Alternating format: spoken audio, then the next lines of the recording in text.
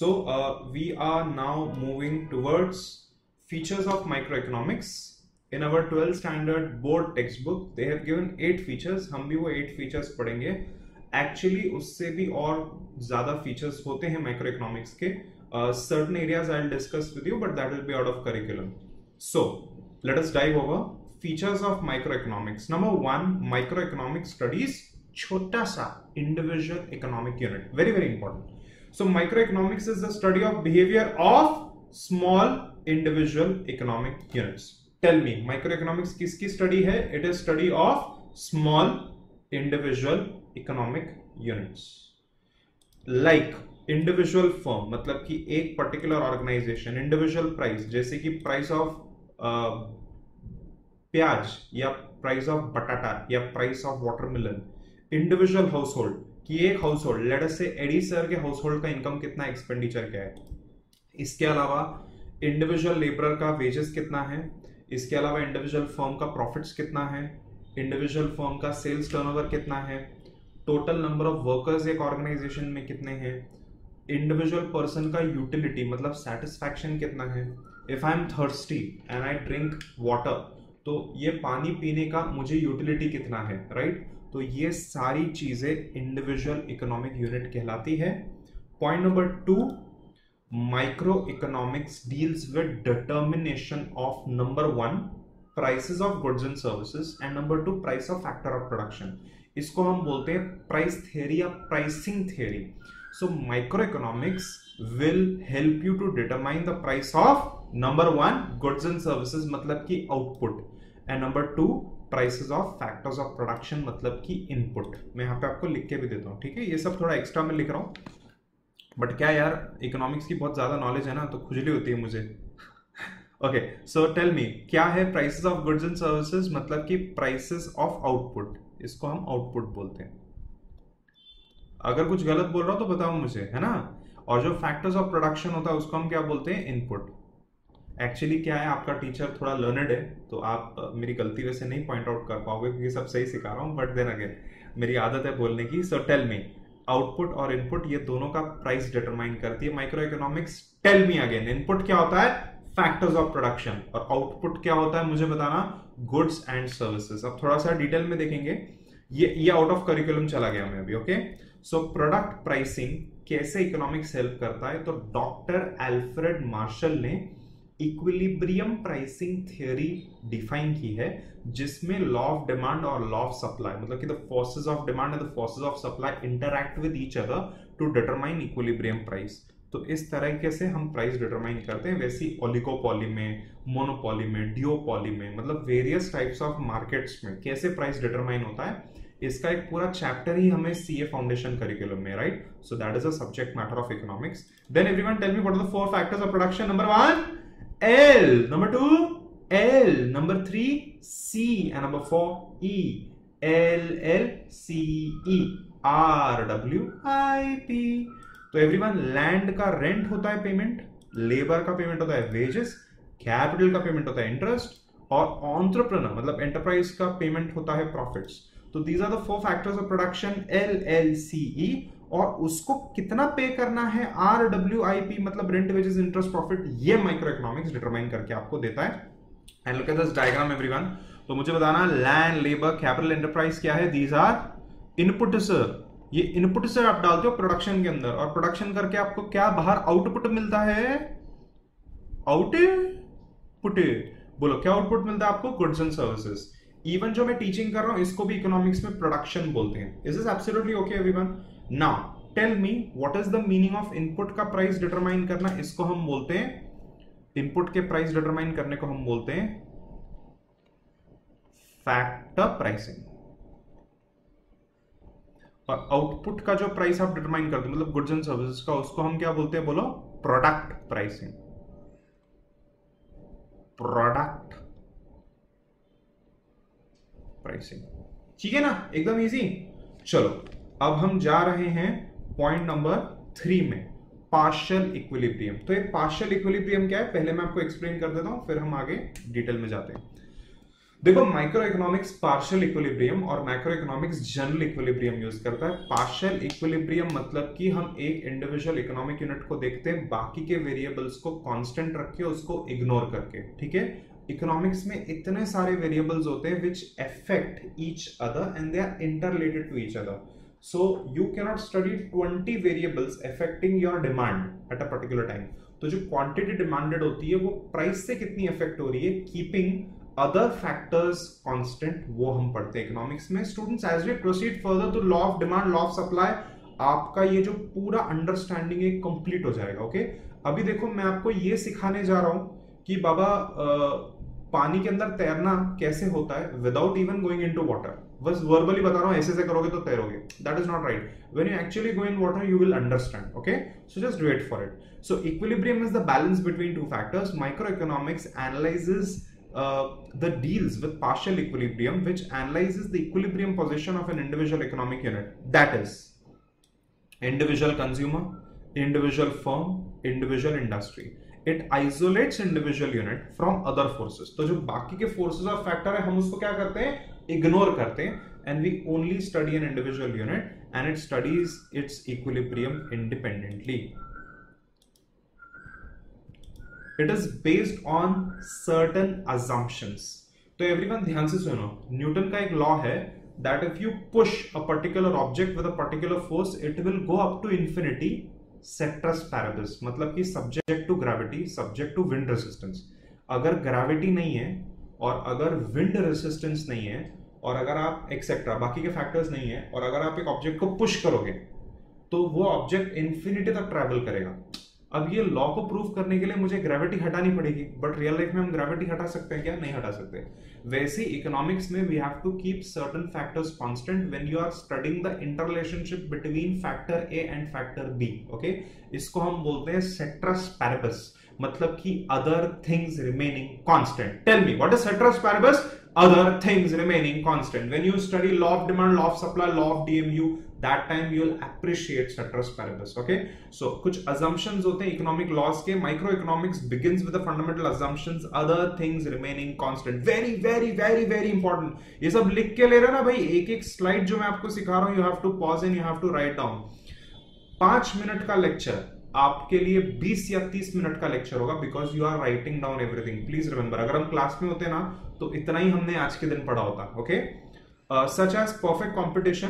तो perfect competitive environment जब हम डिफाइन करते हैं तो हम no government intervention, large number of buyers, large number of sellers, everyone has complete knowledge of the market, ऐसे इलॉजिकल अजम्पशंस यूज करते हैं, बिकॉज उसके बिना आप अपने लॉस को प्रूव नहीं कर पाओगे। laissez-faire मतलब कि नो गवर्नमेंट इंटरवेंशन। अब मुझे आप बताओ, laissez-faire मतलब नो गवर्नमेंट इंटरवेंशन, ऐसा रियल लाइफ में हो सकता है कि गवर्नमेंट ही नहीं है? नहीं हो सकता। Pure capitalism, pure capitalism is impossible because there is some amount of socialism. What is capitalism, what is socialism, ये सब कुछ आप लोग CA/CS लेक्चर 1 में पढ़ने वाले हो, एंड ये समझना बहुत जरूरी है। मुझे पता है आपको 11th में ये था, बट जिस तरीके से मैं सिखा रहा हूँ CA/CS क्लास में, वो बहुत जरूरी है आपके लिए समझना। तो आज ही वो CA/CS वाले लेक्चर 1 पढ़ लेना और आपको कैपिटलिज्म सोशलिज्म का इन-डेप्थ मीनिंग समझ में आ जाएगा। तो 100% कैपिटलिज्म पूरी दुनिया में कहीं पे भी नहीं है, इवन अमेरिका में भी 99% कैपिटलिज्म है, 1% सोशलिज्म है। You need licences to drive, you need licence to have a gun, and you cannot just go on killing anyone, right?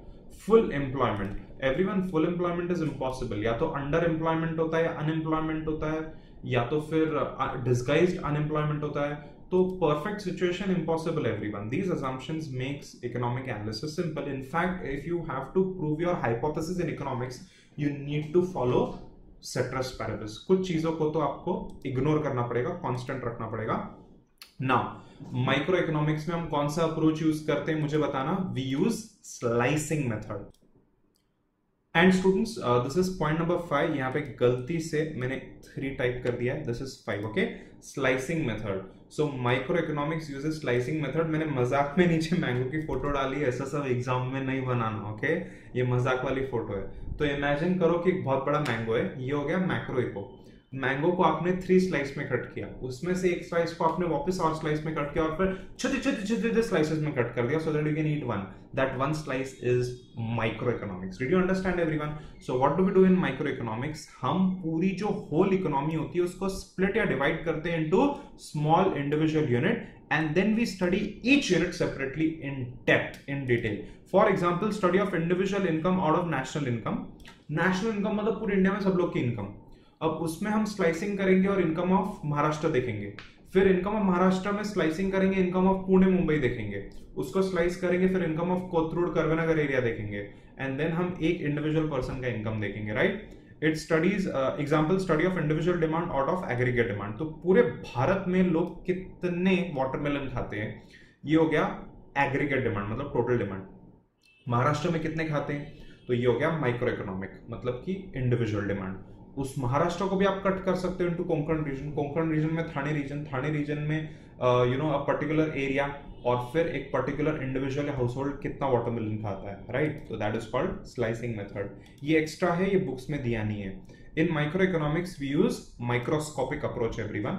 Imagine करो इंडिया है, उसको आप जूम इन करोगे महाराष्ट्र रीजन में और जूम इन करोगे पुणे डिवीजन में और जूम इन करोगे पुणे सिटी में और जूम इन करोगे कोथरूड एरिया में और जूम इन करोगे तो you will get Edward academy, right? तो बोलो माइक्रो इकोनॉमिक्स में हम कैसा अप्रोच यूज करते हैं? Microscopic approach. हम एक इंडिविजुअल यूनिट को बारीकी से डिटेल में देखते हैं. Alright, this is not in syllabus everyone, इसी के लिए मैंने ब्लू इंक में डाला, ये लिख के मत लो. देन एवरीवन, माइक्रो इकोनॉमिक्स में हम माइक्रोस्कोपिक विजन यूज करते हैं, मतलब कि micro economic studies individual forest not individual tree, not the whole forest. In micro economics we study individual tree, not the whole forest. We study individual tree, not the whole forest. Exam में tree भी बनाना मत, मैंने मजाक में बनाया. This is not given in our textbook, but this is in eco syllabus. Okay, ध्यान में रखो. In microeconomics, we use marginalism principle. What is the meaning of marginalism principle? सबसे पहले तो मैं आपको एक्सप्लेन कर रहा हूं what is marginal. आप लोग मेरी बात बहुत ध्यान से सुनोगे. मार्जिनल मतलब कि students one additional. What is marginal? One additional. तो अगर मान लो कि मैंने 3 पेन मैन्युफैक्चर किए और 3 पेन मैन्युफैक्चर करने का मेरा कॉस्ट है 30 rupees. Are you listening to this? And then मैंने और एक pen, new pen, 4th pen manufacture किया. This is my 4th pen. I hope you can see the 4th pen. ये रहा. अब चारों पेन मैन्युफैक्चर करने का मेरा कॉस्ट है 40 rupee. Did you understood the example? 3 pen manufacture किया 30 रुपी, 4th पेन मैन्युफैक्चर किया तो total 40 rupee. What is the cost of manufacturing 4th pen? Answer is 10. अगर मेरे 10 बोलने के पहले आपको समझ में आ गया था 10, तो you are very smart and you are gonna score really good marks in economics. नहीं भी समझ में आया then also you are gonna score good marks. अभी समझ में आ गया ना? मार्जिनल मतलब कि वन एडिशनल यूनिट मैन्युफैक्चर करके कितना एडिशनल कॉस्ट होता है, कितना यूटिलिटी, कितना डिमांड होता है, एक्सेट्रा. ओके एवरीवन, वैसे ही मैं आपको एक छोटा सा एग्जांपल देता हूं. अगर आपने 10 पेजेस पढ़ लिए और 10 पेजेस पढ़ने के लिए आपको 10 आवर्स लग गए, तो आपने जब 11th पेज पढ़ा तो आपको 11 आवर्स लग गए. तो वो 1 पेज पढ़ने के लिए कितने आवर्स लगे? 1 आवर्स. तो that is called marginal hours. Okay everyone, the concept of marginalism is the key tool of microeconomic analysis. The term marginal means change brought about by one additional unit. फिर से बोल रहा हूं, what is marginal? Change brought about in total by one additional unit. याद रखना, marginal analysis helps to study variable through the changes. Producer, consumer take economic decision using this principle. Let me give you an example. अगर मान लो कि मैं bottles बेचता हूं and I sell every day 100 bottles and I make X amount of money. If I sell 101 bottle, मतलब 1 extra bottle, but उससे मेरा income अगर ज्यादा इंक्रीज नहीं हो रहा, तो I can ignore selling that 1 bottle and I can choose to only sell 100, because 100 से ऊपर सेल करने में मुझे एक्स्ट्रा एफर्ट्स लगेंगे. Did you understand everyone? तो यार सिर्फ एक एक्स्ट्रा बॉटल सेल करने के लिए मैं 2 रुपया कमाने के लिए क्यों दुकान को 3 घंटा ज्यादा खोलूं? तो दैट इज मार्जिनलिज्म. आपको धीरे धीरे जब हम आगे पढ़ेंगे ना एवरीवन, तो आपको समझ में आएगा मार्जिनल यूटिलिटी, मार्जिनल प्रोडक्ट, ये जब हम पढ़ेंगे then you will understand everyone. मैं आगे जा रहा हूं. In micro economics we analyse market structure. तो मार्केट स्ट्रक्चर में परफेक्ट कंपटीशन होता है, एक ऐसा सिनेरियो जहां पे everything is all right, large number of buyer, large number of seller, no branding, no product differentiation. मतलब कि क्या, पेप्सी और कोक की बॉटल सेम होती है और उसके ऊपर लेबल्स नहीं लगे होते हैं, दैट इज परफेक्ट कंपटीशन। हम इन डेप्थ आगे पढ़ेंगे। मोनोपोली मतलब कि single buyer. Monopolistic competition is a hybrid, it is a blend between perfect competition and monopoly. Oligopoly मतलब कि few sellers many buyers. Duopoly, two sellers many buyers. तो ये सब मार्केट स्ट्रक्चर का हम इन डेप्थ एनालिसिस करते हैं micro economics में, और इसका एक पूरा चैप्टर है सीए फाउंडेशन करिकुलम के अंदर। सीएस में अभी नहीं है वो चैप्टर, CA.CMA.Eddy में। Limited scope everyone. मुझे एक बात बताना, मैक्रो इकोनॉमिक्स का वाइड स्कोप होता है और माइक्रो का कैसा होता है, लिमिटेड या नैरो स्कोप होता है। Okay, so the scope of micro economics is limited only to individual unit. It does not deal with nationwide economic problems such as inflation, deflation, balance of payment, poverty, unemployment, population, economic growth. ये सब problems के साथ कौन deal करता है, macro eco. Okay, मैं आपको एक एक करके ये वर्ड्स बता रहा हूं। इन्फ्लेशन मतलब कि increase in general price level. What is the meaning of inflation, increase in general price level, fall of purchasing power. Okay, what is the meaning of deflation? Deflation मतलब कि fall in general price level, increase in purchasing power, it is the inverse of inflation. Balance of payment मतलब कि export और imports का जो receivables और payables है उसमें आपका क्या situation है, favorable है या नहीं। पॉवर्टी मतलब गरीबी, तो आपको पता है। अनएम्प्लॉयमेंट मतलब कि लोगों को जब जॉब नहीं मिलती even though they want jobs. Population आपको बहुत अच्छे से पता है, इसमें थ्योरी ऑफ डेमोग्राफिक ट्रांजिशन आपने पढ़ा होगा 11th में। इकोनॉमिक ग्रोथ मतलब कि लास्ट ईयर मैंने 100 गुड्स मैन्युफैक्चर किए थे, तो ये साल इफ यू मैन्युफैक्चर 110, तो economic growth is 10%, right everyone. तो that is economic growth, but it is expressed in terms of money. Alright, so ये सब मैक्रो इकोनॉमिक्स में हम पढ़ते हैं, जहां पे स्कोप है वाइड और माइक्रो का स्कोप कैसा है, limited. Is this absolutely okay everyone? अब ये जो 8 फीचर्स है इसको एक बार फिर से सिर्फ एक बार हेडिंग को हम रिकाउंट करेंगे। Let us start everyone. Number 1, micro economics studies individual units. Number 2, in micro economics we study price theory. Alright everyone. Then number 3, we use partial equilibrium analysis. Number 4, it is based on certain assumptions जिसको हम बोलते हैं Ceteris Paribus। Am I right? Then number 5, we use slicing method in microeconomics. Along with slicing method, you should remember microscopic approach, correct? Number 6, we use marginalism principle. Number 7, it analyzes market structure. And number 8, it has limited scope. Am I right everyone? तो ये 8 points आपको by heart करने, points आपको याद होने चाहिए, फिर उसके अंदर क्या लिखना है, those points then you have to remember. Alright, now dear students, this is extra, this is not in syllabus, but I just wanted to give you examples of certain things that we study in microeconomics. We study product pricing and factor pricing, ये तो हमने discuss कर लिया है। Consumer behaviour मतलब कि जब price of a commodity falls तो कंज्यूमर उसको परचेज करता है या नहीं, when price of commodity rises तो कंज्यूमर उसको परचेज करता है या नहीं, when the utility मतलब कि the satisfaction is very less, does the consumer purchase, or when the satisfaction is very high, then when they purchase, that is called analysis of consumer behavior. It is the next chapter in fact जो हमें पढ़ना है। Factor product pricing हमने पढ़ लिया। It studies economic condition of a section of a people, कि यार लोग पुअर क्यों है, ये पर्टिकुलर फैमिली पुअर क्यों है, etcetera. It studies the firms, उनका प्राइसिंग, उनका आउटपुट, उनका production, input output ratio etcetera. It studies location of an industry and so on and so forth. ऐसे काफी चीजें माइक्रो इकोनॉमिक्स पढ़ता है। Just an example of few things we study in micro economics. Okay, thank you everyone. Alright students, we move over to importance of micro economics. So the first point is price determination. Microeconomics helps in determination of number 1 factor price and number 2 product price. तो ये हम already पढ़ चुके हैं। So microeconomics helps explain how the price of different products and factors of production are determined. Number 2, free market economy. So microeconomics helps in understanding the working of a free market economy. What is a free market? It is a market where there is laissez-faire, मतलब कि no government intervention. You are free to do whatever you want. Whatever buyer wants, they will tell you, and then you produce and give it to them. So the decision is taken by individual what to produce, how to produce, about the 4 central economic problems. So a free market economy is the economy where economic decisions regarding the production of goods such as what to produce, how much to produce, how to produce are taken at individual level by the buyers and suppliers. There is no intervention by the government or any other agency. Foreign trade. Microeconomics helps in explaining the various aspects of foreign trade like effects of tariff on a particular commodity. What is the meaning of tariff? जब भी आप product को import करते हो, export करते हो, generally import पे tariffs लगते हैं, तो कस्टम्स ड्यूटी होती है, बहुत सारे डॉक्यूमेंटेशन होते हैं, इंपोर्ट कोटा होता है कि you can import only this much, उससे जो डोमेस्टिक इंडस्ट्री वो डिस्ट्रॉय नहीं होती, राइट? तो अगर आप कस्टम्स ड्यूटी और टैरिफ बहुत हाई कर दोगे तो ऑटोमेटिकली इंपोर्ट प्राइस बढ़ जाएगा, ओके, और प्रोडक्ट महंगा हो जाएगा. This is micro economic concept. Determination of currency exchange rate between two country. अब सर कंट्री कैसे माइक्रो हो सकता है? Students, micro macro is a relative concept.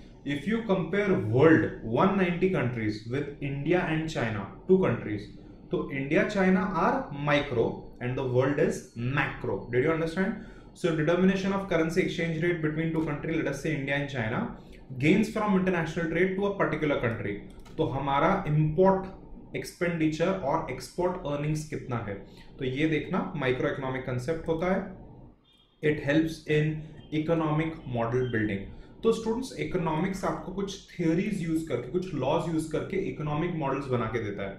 If the price of tyre increases, मतलब कि the price of rubber increases, the price of tyre increases, the price of tyre increases, the price of automobile increases. आपको समझ में आ रहा है everyone? तो अगर automobile का प्राइस बढ़ गया तो क्या middle class income group afford कर पाएंगे कार्स को? तो that is an economic model. If this happens then what will happen to the other factor. If the price of ice cream increases, then what will happen to the demand of the ice cream? That is economic model. Okay, so microeconomics helps in understanding various complex economic situations with the help of economic models. It has made a valuable contribution to economics by developing various terms, concepts, terminologies, tools of economic analysis, and economic models are built using various economic variables like demand, supply, utility, etc. The next point is business decision. Microeconomics helps businessmen to take business decisions. बिल्कुल ही सही बात बोली है इन्होंने. The birds are chirping too loudly just outside the window. This is a beautiful cabin. Nonetheless, students, ध्यान से सुनो. अगर माइक्रो इकोनॉमिक सिचुएशन मुझे बताता है that because of corona virus restaurants are now closed and मैं अगर ये एनालाइज कर पाऊं कि डिमांड ऑफ होम डिलीवरी कितनी है, अगर बढ़ गई है, तो then I can close my restaurant and I can shift to only delivery model. आपको समझ में आ रहा है, जिसको हम क्लाउड किचन्स बोलते हैं. तो everyone, micro economics will help you to take good economic decision, जिससे आप बहुत प्रॉफिट्स कमा सकते हो. These decisions are related to the determination of cost of production, determination of prices of goods, maximization of output and profit, etc. Minimization of cost, minimization of input, maximization of output, maximization of profit. उसमें आपको economics help करता है, micro को help करता है. It is useful to the government in framing economic policy such as taxation policy, public expenditure, price policy, etcetera. ये सारी policy से गवर्नमेंट अपना गोल अचीव कर सकता है of efficient allocation of resources. What is the meaning of efficient allocation of resources? जिसके पास नहीं है, जिसको हम हैव नॉट्स बोलते हैं. क्या बोलते हैं हम? Have nots. जिसके पास पैसा नहीं है, गुड्स नहीं है, उसको गुड्स दो, उसको राशन दो फ्री में. तो जिसके पास है उसको मत दो. जो हैव्स है उनसे टैक्सेस चार्ज करो. तो tax the rich and give to poor, वो पॉलिसी गवर्नमेंट इंप्लीमेंट कर सकती है, thereby promoting economic welfare of society. And students, it is the basis of welfare economics. Welfare मतलब कि इकोनॉमिक्स को आप यूज करके सोसाइटी को और ह्यूमन बींग्स को आप हेल्प कर सकते हो. That is welfare economics. Microeconomics tells you how best results can be obtained through optimum utilization of resources and best allocation of resources.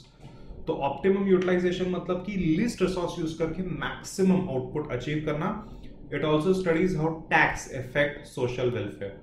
तो जो रिच होते हैं उनसे टैक्स चार्ज करो और जो गरीब होते हैं उनसे टैक्स मत चार्ज करो, उल्टा उनको सब्सिडी दो, मतलब कि फ्री में उनको important goods and essentials like electricity, education, health care दो. Correct everyone? तो माइक्रो इकोनॉमिक्स यहाँ पे खत्म हुआ and in the next class will shift over to macro economics and will complete chapter number 1. Thank you so much.